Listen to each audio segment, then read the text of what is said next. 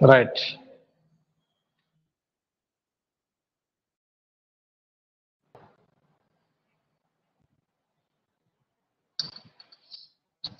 Right. So third problem kada. Hello. Yes, sir. Third problem. Okay, right. So కాబట్టి చదువుతాను చూడండి మళ్ళీ ఒకసారి ప్రాబ్లము మీరు అందరూ రాసుకున్నారు కదా. రైట్. పోతే ఇక్కడ 31/3/2010తో అంతమయ్యే సంవత్సరానికి థ్రిఫ్టీ బ్యాంక్ లిమిటెడ్ థ్రిఫ్టీ బ్యాంక్ వారి లాభ నష్టాల ఖాతాను ఈ క్రింది వివరాల నుండి తయారు చేయండి. ఈ క్రింది వివరాల నుండి తయారు చేయండి అన్న. సో ఇక్కడ మనకు ఏమేమి వివరాలు ఇచ్చాడు? సో వివరాలు రూపాయలు వేలల్లో. రైట్. రుణాలపై వడ్డీలు 2590, ఫిక్స్డ్ డిపాజిట్లపై వడ్డీ 3170, డిస్కౌంట్ చేసిన బిల్లులపై రిబేటు 490, కమిషన్ 82, ఉద్యోగులకు చెల్లింపు 540, డిస్కౌంట్ చేసిన బిల్లులపై డిస్కౌంట్ స్థూలం 1550, నగదు క్రెడిట్లపై వడ్డీ 2230, అద్దె పన్నులు లైటింగ్ 180, ఓవర్ డ్రాఫ్ట్ పై వడ్డీ 1540, డైరెక్టర్ల ఫీజు అలవెన్సులు మరియు ఖర్చులు 30, ఆడిటర్ల ఫీజు మరియు ఖర్చులు 12, సేవింగ్ డిపాజిట్లపై వడ్డీ 680, పోస్టేజీ టెలిగ్రామ్స్ టెలిఫోన్స్ 14, ముద్రణ స్టేషనరీ 29, వివిధ ఛార్జీలు 17. నెక్స్ట్ అది మనకిచ్చినటువంటి వివరాలు. అలాగే అదనపు సమాచారము ఆగంతుకాలు 2 లక్షలు ఏర్పాటు చేయాలి. అలాగే 2 రిజర్వ్కు 15,57,000 బదిలీ చేయండి.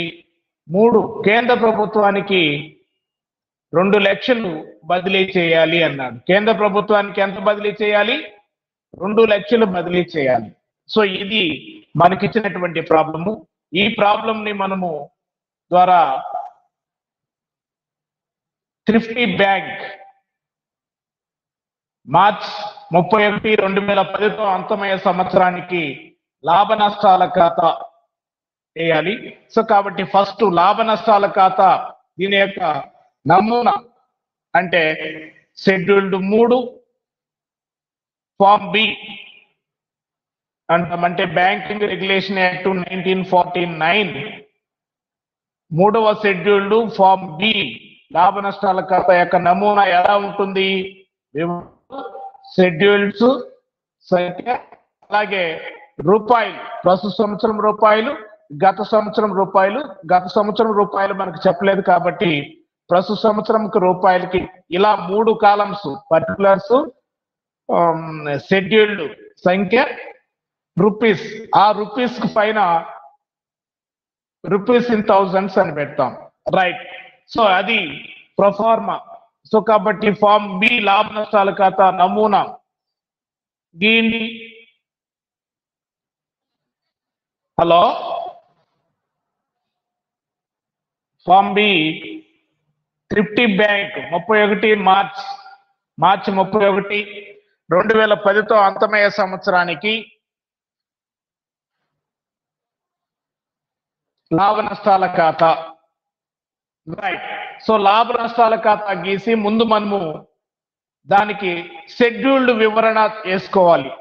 లాభ నష్టాల ఖాతా కన్నా ముందు ఫస్ట్ లోనే స్టార్టింగ్ లోనే లాభ నష్టాల ఖాతా, దాని కింద షెడ్యూల్డ్ వివరణ అని పెట్టండి. షెడ్యూల్డ్ వివరణ. హలో చంద్ర సార్ రాస్తున్నారా? రాస్తున్నాం సార్. వేస్తున్నావు ప్రాబ్లం, మళ్ళీ బయట ఉన్నావా? వేస్తున్నాను సార్. షెడ్యూల్స్ ఏమేమి వేస్తున్నాను సార్. వేసావు? ఏం వేసావు? షెడ్యూల్స్ ఆదాయం వేసావా? సార్. Yes sir. షెడ్యూల్స్ వేసావా? వేసినాను సార్. ఏమేమి షెడ్యూల్ వేసావు? నంబర్ 13, షెడ్యూల్ నంబర్ 13, 14, 15, 16 వేసినాం. 13 అంటే ఏం, దాని పేరు లేదా? ఏంది 13? షెడ్యూల్డ్ 13 ఆదాయం సార్.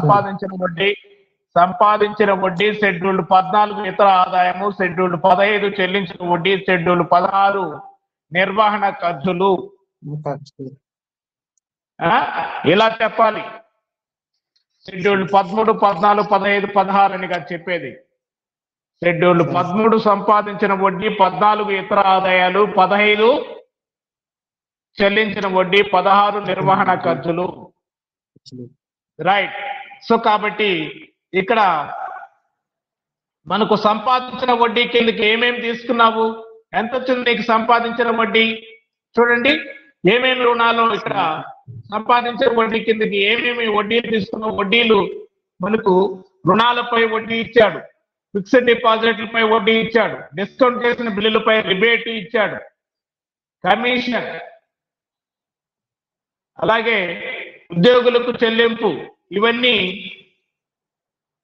డిస్కౌంట్ చేసిన బిల్లులపై డిస్కౌంట్, స్థూలం, నగదు క్రెడిట్లపై వడ్డీ, అద్దె, పన్నులు, లైటింగ్, ఓవర్ డ్రాఫ్ట్స్ పై వడ్డీ, డైరెక్టర్ల ఫీజు, అలవెన్స్ మరియు ఖర్చులు, ఆడిటర్ల ఫీజు మరియు ఖర్చులు, సేవింగ్ డిపాజిట్లపై వడ్డీ, టెలిగ్రామ్, పోస్టేజీ, టెలిగ్రామ్, టెలిఫోన్స్, ముద్రణ, స్టేషనరీ, వివిధ ఛార్జీలు. సో కాబట్టి వీటిలో మనము సంపాదించిన వడ్డీ కిందకి ఏమేమి తీసుకోవాలి, అలాగే ఇతర ఆదాయాల కిందకి ఏం తీసుకోవాలి, అలాగే చెల్లించిన వడ్డీ కిందకి ఏం తీసుకోవాలి, నెక్స్ట్ నిర్వహణ ఖర్చుల కిందకి ఏమేమి వస్తాయి చెప్పు. వేస్తుంటే హలో. షెడ్యూల్ 13 సార్, వడ్డీపై డిస్కౌంట్ ఆదాయం. వడ్డీపై డిస్కౌంట్ ఆదాయం ఏంది నువ్వు చెప్పే? సంపాదించిన వడ్డీ సార్. సంపాదించిన భూపతి ఉన్నావా? మిగతా వాళ్ళు ఎవరెవరు ఉన్నారు? మిగతా వాళ్ళు మీరంతా చేశారా? ఏమ్మా గుణవతి, వాణి, భూపతి ఏం చేస్తున్నావు? భూపతి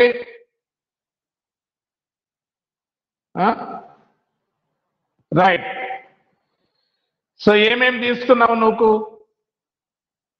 రుణాలపై సంపాదించిన వడ్డీ కిందకి ఏ మొత్తాలు తీసుకున్నావు? ఇక్కడ ఏ మొత్తాలు తీసుకున్నావు? లెక్కలో చూసి చెప్పు. రుణాలపై వడ్డీ, ఫిక్స్డ్ డిపాజిట్లపై వడ్డీ అంటే అది చెల్లించిన వడ్డీ, అర్థమవుతుందా?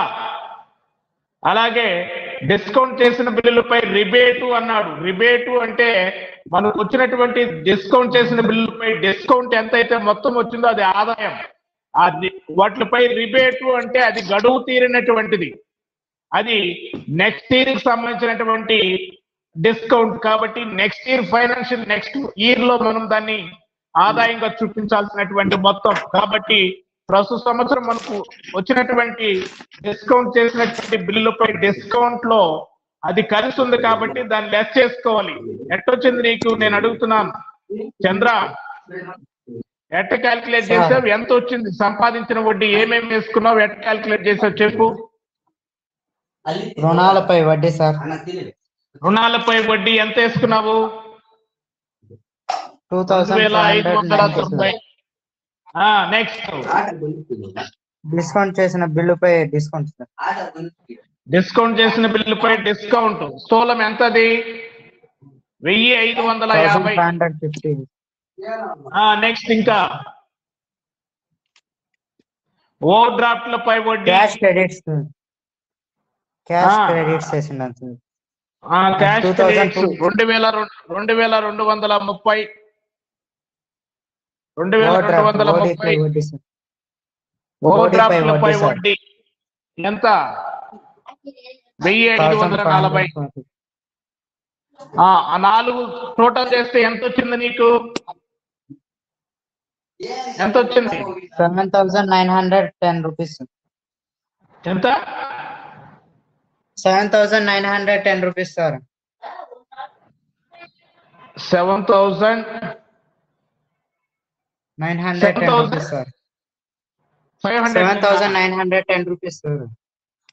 910 రూపీస్ అన్నద్దు, అది థౌసండ్స్.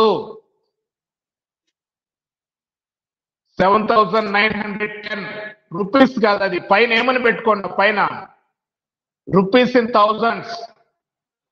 అర్థమవుతుందా? Yes, sir. కాబట్టి మనకి ఇక్కడ వచ్చినటువంటి 7,910 లో నుంచి లెస్ చేయాలి. Rebate Rebate 490 less 490. రిబేటు అంటే అది వచ్చినటువంటి డిస్కౌంట్ బిల్లుపై, డిస్కౌంట్ చేసిన బిల్లుపై వచ్చినటువంటి డిస్కౌంట్ నెక్స్ట్ ఇయర్ కి సంబంధించినటువంటిది. కాబట్టి ఈ సంవత్సరం ఆదాయంగా పరిగణించకూడదు దాన్ని. సో కాబట్టి దాన్ని మనము లెస్ చేయాలి. కాబట్టి ఎంత వచ్చింది? అది 490 పోతే రిమైనింగ్ ఎంత వస్తుంది? 7,420. 7,420. 7,420 సంపాదించిన వడ్డీ షెడ్యూల్డ్ 13 ఎంత వస్తుంది? 7,420. రైట్. సో ఇది మనకు రిమైనింగ్ వాళ్ళందరూ వేసారా? రైట్. చూడండి, భూపతి ఏం రెస్పాండ్ గా. నెక్స్ట్ ఇతర ఆదాయాలు షెడ్యూల్డ్ 14 కింద ఏం వేసాము? ఏముంది ఇక్కడ ఇతర ఆదాయాలు? చూడండి లెక్కలో కమిషన్, ఓన్లీ కమిషన్ ఒకటే ఇతర ఆదాయాలు. సో కాబట్టి 82 ఉంది. టోటల్ చేసి మనం మొత్తం 82. షెడ్యూల్డ్ 14 మొత్తంలో ఎంత ఉంది? 82,000 అది. కాబట్టి మనము 1000 అని పైన రాసుకున్నాం కాబట్టి 82 అని వేసుకుంటున్నాం. అర్థమవుతుందా? నెక్స్ట్ షెడ్యూల్డ్ 15 చెల్లించిన వడ్డీ. చెల్లించిన వడ్డీ కింద ఏమేమి ఉన్నాయి చూడండి. చెల్లించిన వడ్డీ కింద ఫిక్స్డ్ డిపాజిట్లపై వడ్డీ 3,170. నెక్స్ట్ డిపాజిట్లపై వడ్డీ. సేవింగ్ బ్యాంక్ డిపాజిట్లపై వడ్డీ. సేవింగ్ బ్యాంక్ డిపాజిట్లపై వడ్డీ ఎంతది? 680, సార్. 680. ఆ రెండు టోటల్ చేస్తే ఎంత అవుతుంది? 3,850. షెడ్యూల్డ్ 15 చెల్లించిన వడ్డీ మొత్తం ఎంత? 3,850. 15 చెల్లించిన వడ్డీ మొత్తము 3,850. 3,850. అది. నెక్స్ట్ షెడ్యూల్డ్ 16 నిర్వహణ ఖర్చులు. షెడ్యూల్డ్ 16 నిర్వహణ ఖర్చులు. షెడ్యూల్డ్ 16 నిర్వహణ ఖర్చుల కింద ఏమేమి వస్తాయి చూడండి. ఉద్యోగులకు చెల్లింపు రాశారా? ఉద్యోగులకు చెల్లింపు 540. నెక్స్ట్ అద్దె పన్నులు, లైటింగ్ 180. డైరెక్టర్ల ఫీజు, అలవెన్స్లు మరియు ఖర్చులు 30. ఆడిటర్ల ఫీజు మరియు ఖర్చులు 12. Postage, Telegram, telephones 14. ముద్రణ, స్టేషనరీ 29. వివిధ ఛార్జీలు 17. సో కాబట్టి మొత్తం షెడ్యూల్డ్ 16 నిర్వహణ ఖర్చులు ఎంత వచ్చాయి టోటల్ చూడండి. నిర్వహణ ఖర్చులు ఎంత వచ్చింది టోటల్ చంద్ర? 822, సార్. Very good. 822. ఓకేనా? రైట్. ఇప్పుడు మనము ప్రాఫిట్ అండ్ లాస్ అకౌంట్ ఈజీగా ఈ షెడ్యూల్స్ వేసి పెట్టుకున్నామంటే ఫస్ట్ ఈ లాభ నష్టాల ఖాతాకు సంబంధించినటువంటి షెడ్యూల్డ్ వివరణ ఏమేమి? షెడ్యూల్డ్ 13 సంపాదించిన వడ్డీ మనము 7,420 వచ్చింది. షెడ్యూల్డ్ 14 ఇతర ఆదాయం 82. షెడ్యూల్డ్ 15 చెల్లించిన వడ్డీ 3,850. షెడ్యూల్డ్ 16 నిర్వహణ ఖర్చులు 8,822. సో కాబట్టి ఇవి వీటితో మనం ఈజీగా లాభ నష్టాల ఖాతా థ్రిఫ్టీ బ్యాంక్ మార్చి 31, 2010తో అంతమయ్యే సంవత్సరానికి లాభ నష్టాల ఖాతా. సో కాబట్టి వివరాలు షెడ్యూల్డ్ సంఖ్య 31/3/2010తో అంతమయ్యే సంవత్సరానికి బ్రాకెట్ లో ప్రస్తుత సంవత్సరం మనకి అదే కాబట్టి ప్రస్తుత సంవత్సరం రూపాయలు వేలలో అది పైన హెడ్డింగ్ పెట్టుకోండి. రైట్. సో కాబట్టి ఫస్ట్ వన్ ఏంటి, ఒకటి మనం లాభ నష్టాల ఖాతాలో ఒకటి ఏమేయాలి, ఆదాయం ఆదాయము కింద ఆదాయము 1. సో కాబట్టి ఆదాయము కింద మనకు సంపాదించిన వడ్డీ వస్తుంది. సంపాదించిన వడ్డీ షెడ్యూల్డ్ 13లో ఎంత ఉంది, షెడ్యూల్డ్ 13లో ఎంత ఉంది, 7,420. ఇతర ఆదాయం షెడ్యూల్డ్ 14లో ఎంత ఉంది, షెడ్యూల్డ్ 14లో ఎంత ఉంది, 82.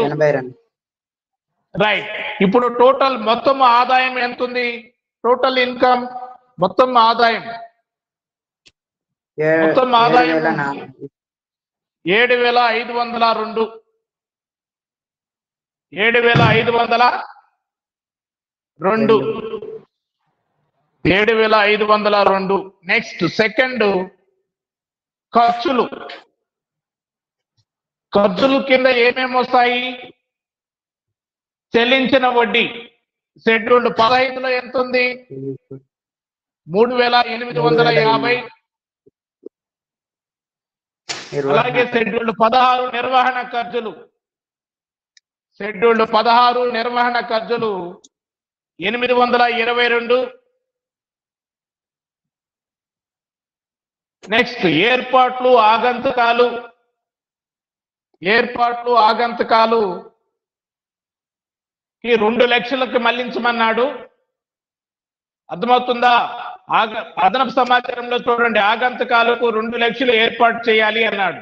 కాబట్టి 2 లక్షలు కాబట్టి మనం ఇక్కడ వేలల్లో కాబట్టి 3 సున్నాలు తీసేస్తే 200గా వేసుకోవాలి. 2 లక్షలకి 3 సున్నాలు కొట్టేస్తే 200గా వేస్తున్నారా? రైట్. కాబట్టి మనకు ఖర్చులు మొత్తం ఎంత అవుతుంది టోటల్ చేయండి. అంతే, రాని బాకీలు చెప్పలేదు, ఆదాయ పన్ను కూడా ఏం చెప్పలేదు. కాబట్టి ఏర్పాట్లు ఆగంతుకాలకి 200 అన్నాడు. రైట్. సో కాబట్టి మొత్తం ఖర్చులు ఎంతైనాయి, 4,872. 4,872. ఈ 4,872ని పైన వచ్చినటువంటి ఆదాయంలో నుంచి ఖర్చులు తీసివేయాలి. 1లో నుంచి 2 ఖర్చులు తీసివేస్తే 3 లాభము బార్ నష్టము. లాభము ప్రస్తుత సంవత్సరానికి లాభము ఎంత వస్తుంది చూడండి, 7,502 మైనస్ 4,872 లెస్ చేస్తే మొత్తం ప్రస్తుత సంవత్సరానికి నికర లాభం ఎంత వస్తుంది, ప్రస్తుత సంవత్సరానికి నికర లాభం, hello, 2,630 sir. 2,630. Very good. So కాబట్టి మనము 7,502లో నుంచి మొత్తం ఆదాయంలో నుంచి ఖర్చు 4,872 లెస్ చేస్తే మనకు ప్రస్తుత సంవత్సరానికి నికర లాభం 2,630. సో ఇది గత సంవత్సరం లాభం మనకి ఎక్కడ ఇవ్వలేదు కాబట్టి గత సంవత్సరం లాభం అని పెట్టి డాష్ పెట్టి ఇవ్వలేదు కాబట్టి డాష్. కాబట్టి టోటల్ 2,630. 2,630. ఈ 2,630లో నెక్స్ట్ 4 హెడ్డింగ్ వినియోగితాలు. ఎన్ని 4 వినియోగితాలు, అప్రోప్రియేషన్స్. సో కాబట్టి ఈ వినియోగితాల్లో మనకు వచ్చినటువంటి ప్రస్తుత సంవత్సరం లాభంలో నుంచి ఫస్ట్ ఏం చేయాలి మనం ఇక్కడ, ప్రతి బ్యాంకు రిజర్వులు అలాగే ఈ మిగులు చెల్లించిన మూలధనంకి సమానమయ్యేంత వరకు ప్రతి సంవత్సరము 25% శాసనాత్మక రిజర్వుకు మళ్లిస్తూ రావాలి. సో కాబట్టి మనకు శాసనాత్మక రిజర్వుకు మళ్లింపు ఎంత వచ్చింది చంద్ర?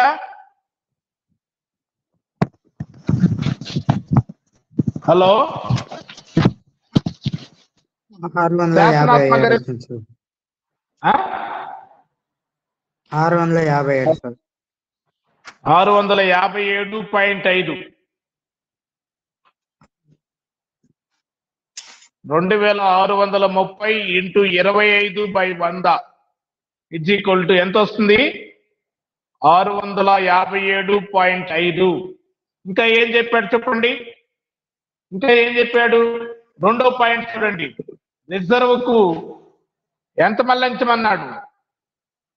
15,57,000 రిజర్వులకు బదిలీ చేయండి అన్నాడు.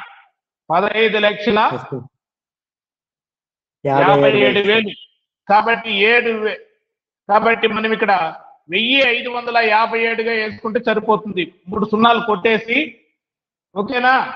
సో కాబట్టి 1,557 ఇతర రిజర్వులకు మళ్లింపు 1,557. నెక్స్ట్ కేంద్ర ప్రభుత్వానికి 2 లక్షలు అన్నాడు. దాంట్లో 2 లక్షల్లో 3 సున్నాలు పక్కన పెడితే 200 కేంద్ర ప్రభుత్వానికి 200. రిమైనింగ్ ఎంత ఉందో టోటల్ చేయండి. 2,630లో ఇవన్నీ పోను. రిమైనింగ్ బ్యాలెన్స్ ఉంటే ఆస్తి అప్పుల పట్టీకి బదిలీ లేదా ఆస్తి అప్పుల పట్టీకి మళ్లించిన నిల్వ. ఆస్తి అప్పుల పట్టీకి మళ్లించిన నిల్వ ఎంత ఉంది? ఎంత ఉంది? ఎంత ఉంది చంద్ర? సార్ చేయలేదు పూర్తిగా. ఓకే. నెక్స్ట్ మీరు మిగతా వాళ్ళు గుణవతి, భూపతి 215 వచ్చింది సార్. 215.5 215.5. మిగతా వాళ్ళు వాణి ఎవరెవరు ఉన్నారు?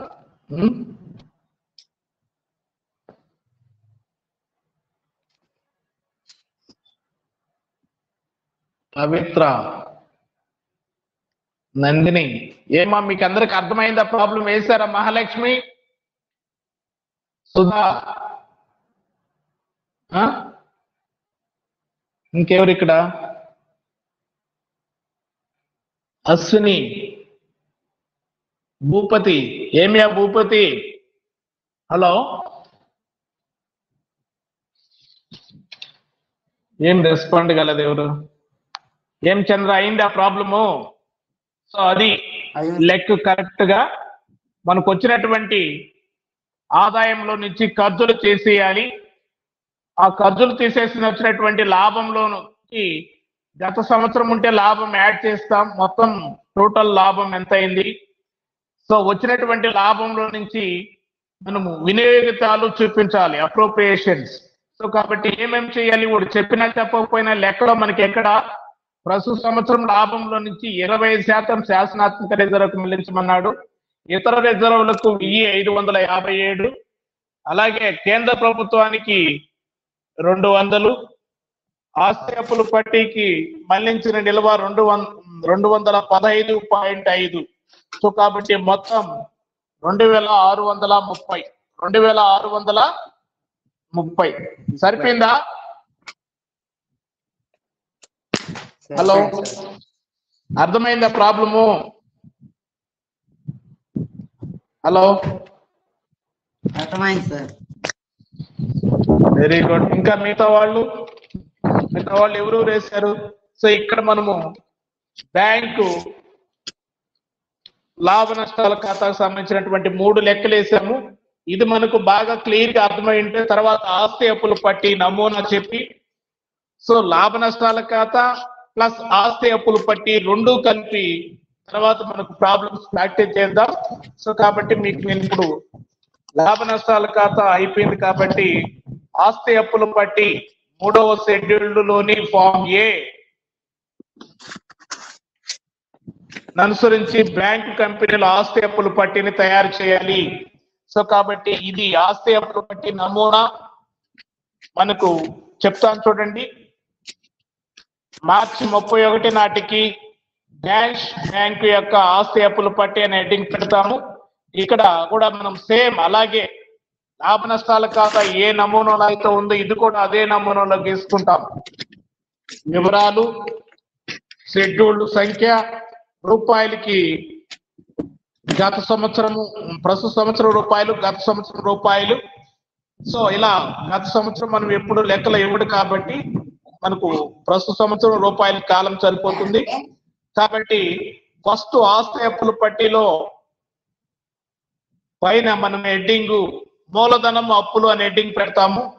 మూలధనం అప్పులు హెడ్డింగ్ పెట్టి దానికి సంబంధించినటువంటి అప్పులు షెడ్యూల్డ్ లో వేసుకొని మనం మూలధనం మొత్తము అన్ని క్యాలిక్యులేట్ చేసుకోవాలి. కాబట్టి ఏమేమి వేయాలో మనము నీట్ గా వివరంగా చెప్తాను చూడండి.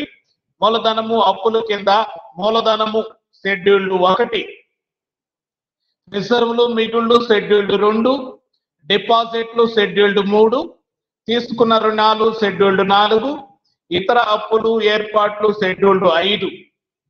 సో కాబట్టి ఇవి మనము అప్పుల సైడు ఫస్ట్ మనం అప్పులు, ఇది వర్టికల్ నిలువు వరుసలో ఉండేటువంటి ఆస్తి అప్పుల పట్టి మాదిరిగా ఉంటుంది. కాబట్టి మొదటి 5 షెడ్యూల్ 1 మూలధనము, 2 రిజర్వులు మిగుళ్ళు, 3 డిపాజిట్లు. మూలధనం అంటే ఏమేం మూలధనము ఉంది, అలాగే రిజర్వులు గత సంవత్సరం నుంచి రిజర్వులు వచ్చాయి. ఈ సంవత్సరము లాభ నష్టాల ఖాతాలో మనము దీనికి మళ్లించినటువంటి ఆస్తి అప్పుల పట్టికి మళ్లించినటువంటి మొత్తము ఆ దాన్ని మొత్తం యాడ్ చేసుకుంటే మనకు మొత్తం రిజర్వులు వస్తాయి, రిజర్వులు మిగిళ్ళు. అలాగే డిపాజిట్స్, సో బ్యాంకు డిపాజిట్స్ ప్రజల దగ్గర నుంచి డిపాజిట్లు స్వీకరించింది కాబట్టి ఆ డిపాజిట్స్, కరెంట్ డిపాజిట్స్ ఎంత ఉన్నాయి, ఫిక్స్డ్ డిపాజిట్స్ ఎంత ఉన్నాయి, రికరింగ్ డిపాజిట్స్ ఎంత ఉన్నాయి, ఇవన్నీ బ్యాంకు ఆస్తి అప్పుల పట్టిలో అప్పుల సైడ్ షెడ్యూల్డ్ 3 కింద చూపిస్తుంది. అలాగే బ్యాంకు ఆర్బీఐ దగ్గర నుంచి కానీ లేదా ఇతర బ్యాంకుల దగ్గర నుంచి కానీ ఏదైనా రుణాలు తీసుకొని ఉంటే అది షెడ్యూల్డ్ 4లో చూపిస్తుంది. అలాగే ఇతర అప్పులు ఏర్పాట్లు ఏదైనా కనుక ఉంటే దాన్ని షెడ్యూల్డ్ 5లో చూపిస్తుంది. ఇవన్నీ అప్పుల సైడు 1వ షెడ్యూల్డ్ నుంచి 5వ షెడ్యూల్డ్ వరకు వస్తాయి. అలాగే 6వ షెడ్యూల్డ్ నుంచి ఆస్తుల సైడు ఆస్తులు, కాబట్టి దాని కింద చేతులు ఆర్బీఐ వద్ద నిల్వలు, ఆర్బీఐ వద్ద నగదు నిల్వలు షెడ్యూల్డ్ 6లో చూపిస్తాము. అలాగే ఇతర బ్యాంకుల వద్ద నిల్వలు కోరగానే తక్కువ వ్యవధిలో వచ్చే నగదు షెడ్యూల్డ్ 7. ఇవన్నీ మనకు షెడ్యూల్డ్ నంబర్స్ నోటెడ్ అయిపోవాలి. షెడ్యూల్డ్ 8 పెట్టుబడులు, షెడ్యూల్డ్ 9 అడ్వాన్సులు అంటే బ్యాంకు లోన్స్ ఇచ్చింది కదా అవి. సో కాబట్టి అడ్వాన్సులు షెడ్యూల్డ్ 9, 10 స్థిరాస్తులు షెడ్యూల్డ్ 10, ఇతర ఆస్తులు షెడ్యూల్డ్ 11. సో ఇది షెడ్యూల్డ్ 6 నుంచి షెడ్యూల్డ్ 11 వరకు ఆస్తుల సైడు ఆ షెడ్యూల్డ్ వివరణలో వేసుకొని ఏమేమి ఆస్తులు ఉన్నాయి, ఏమేమి ఎంతెంత ఉన్నాయి ఆస్తుల్లో అని పెట్టి అక్కడ వివరణ చేసుకొని మేము షెడ్యూల్డ్ 6 నుంచి 11 వరకు ఆస్తి అప్పుల పట్టికి సంబంధించినటువంటి షెడ్యూల్డ్ వస్తాయి. అలాగే షెడ్యూల్డ్ 12 మనకు ఆగంతుక బాధ్యతలు వస్తుంది. ఆగంతుక బాధ్యతలు అంటే ఏమైనా వసూలు కోసం వచ్చిన బిల్లులు కానీ ఇంకే ఏదైనా కోర్టు లేకపోతే మనకు అప్పటి వరకు తెలియనటువంటి మొత్తం ఆదాయ పన్ను చెల్లించాల్సినటువంటి మొత్తం ఉన్నా మనకు తెలియకుండా ఎక్కువ మొత్తం ఆదాయ పన్ను కట్టాల్సి ఉన్నాయి. ఇవన్నీ ఆగంతుక బాధ్యతలు అంటాము. ఇది షెడ్యూల్డ్ 11. మనము షెడ్యూల్డ్ 13 నుంచి ఆల్రెడీ లాభ నష్టాల ఖాతాలో షెడ్యూల్డ్ 16 దాకా వేసాం. కాబట్టి మనము బ్యాంక్ అకౌంట్స్ సంబంధించినటువంటి ముగింపు లెక్కలు తయారు చేసేటప్పుడు షెడ్యూల్డ్ 1 నుంచి 5 వరకు అప్పులు, 6 నుంచి 11 వరకు ఆస్తులు, 12 వచ్చేసి ఆగంతుక ఏర్పాట్లు, ఆగంతుక బాధ్యతలు, 13 సంపాదించిన వడ్డీ, 14 ఇతర ఆదాయము 15 చెల్లించిన వడ్డీ 16 నిర్వహణ ఖర్చులు. ఇలా 6 షెడ్యూల్స్ లో వాటికి సంబంధించినటువంటి వివరణ వాడు క్యాలిక్యులేషన్స్ అన్ని అక్కడ ముగింపు లెక్కలతో పాటు ఈ షెడ్యూల్స్ కూడా సమర్పించాలి. కాబట్టి వాడు షెడ్యూల్ యొక్క వివరణ నీట్ గా వేసుకొని మెయింటైన్ చేయాలి. ఓకేనా? ఇది మనము బ్యాంక్ యొక్క ముగింపు లెక్కల్లో భాగంగా లాభ నష్టాల ఖాతా వేసాము. తర్వాత ఇప్పుడు మనము ఆస్తి అప్పులు పట్టి నమూనా రాసుకొని ఇప్పుడు ఆస్తి అప్పులు పట్టి లాభ నష్టాల ఖాతాతో పాటు ఆస్తి అప్పులు పట్టి కూడా బ్యాంక్స్ ఎలా ప్రిపేర్ చేయాలో మనము నెక్స్ట్ క్లాస్ లో చెప్పుకుంటాం. ఓకేనా? హలో హలో చెప్పండి సార్. అయిందా? ఏమి భూపతి ఎక్కడ పోయినా ప్రాబ్లం అర్థమైంది? అది సార్ నేను సార్ చంద్ర. సరే, ఏమి అర్థమైందా? ప్రాబ్లం వేసావు కదా నువ్వు? వేసినాను సార్. రైట్, మరి అది పెడతాను నేను. ఆస్తి అప్పులు పట్టి 3 ప్రాబ్లమ్స్ మనం వేసాము. లాభ నష్టాల ఖాతాకు సంబంధించి ఎలా ఇవ్వాలి ఏంటి అనేది మిగతా వాళ్ళకి అర్థమైందా లేదా? అర్థం కాబట్టి మళ్ళీ ఒకసారి చెప్పాలా ఏంది రెస్పాండ్ కాదు. సో కాబట్టి మనము ఇక్కడ ఆస్తి అప్పులు పట్టి తర్వాత మనము ఆస్తి అప్పులు పట్టి నమూనా రాసుకోండి. ఆ నమూనా రాసుకున్న తర్వాత ఆస్తి అప్పులు పట్టితో లాభ నష్టాల ఖాతాతో పాటు ఆస్తి అప్పులు పట్టి ఉండేటువంటి ప్రాబ్లమ్స్ వేద్దాం. ఓకేనా? Hello okay sir.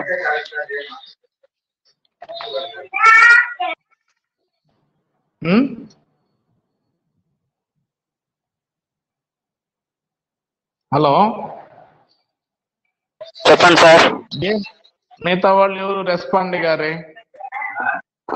భూపతి తెలియదు సార్. ప్రాబ్లమ్స్ వేస్తున్నారా లేదా? చెప్పేది అర్థమవుతుందా లేదా? భూపతి ఏం సైలెంట్ ఉన్నాడు ఈరోజు? ఎంతమంది అటెండ్ అయినారు మీరు? చాలా తక్కువ మంది అటెండ్ అవుతున్నారు. 7 మెంబర్స్ 27 రిజిస్టర్ అయ్యంటే 7 మెంబర్స్ అటెండ్ అయినారు. ఓకే,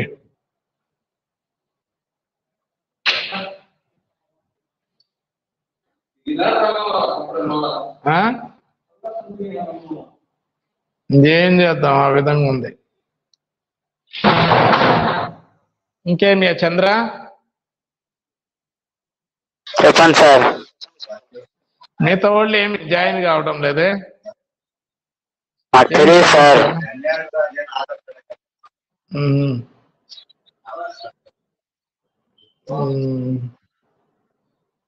సరే, మరి అయితే ఏసి ప్రాక్టీస్ చేస్తారా? మీ దగ్గర ఏదన్నా model paper previous text book లో ఉండేటువంటి ప్రాబ్లమ్స్ లాభ నష్టాల ఖాతాకు ఉండేటివి. తర్వాత మనకి ఇంకా దీంట్లో మోడల్స్ ఉన్నాయి లెక్కలో. ఫస్ట్ లాభ నష్టాల ఖాతా బ్యాంకులు సంబంధించి లెక్కలు వేసాం. తర్వాత ఈ రిబేట్ క్యాల్కులేట్ చేయడం కూడా వస్తుంది. రిబేటు అంటే ఏంటి, గరువు తీరినటువంటి డిస్కౌంట్ ఎలా కనుక్కోవాలి, ప్రస్తుత సంవత్సరంకి సంబంధించినటువంటి ఇంట్రెస్ట్ ఎంత, డిస్కౌంట్ ఎంత, నెక్స్ట్ ఇయర్ కి సంబంధించినటువంటి ఇంట్రెస్ట్ ఎంత అనేది మనము క్యాల్కులేట్ చేసుకునేటువంటి ప్రాబ్లమ్స్ కూడా వస్తాయి. ఆస్తి అప్పులు పట్టి వేసుకోండి, నమూనా వేసుకోండి. దానికి సంబంధించినటువంటి మీరు అన్ని చేసిన తర్వాత నేను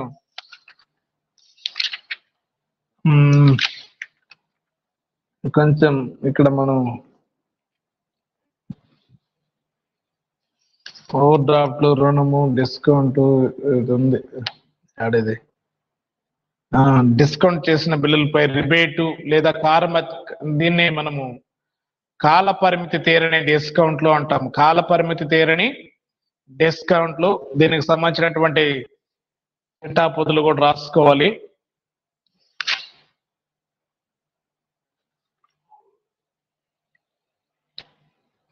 రేపు క్లాస్ లో చెప్తాను. ఓకేనా? మరి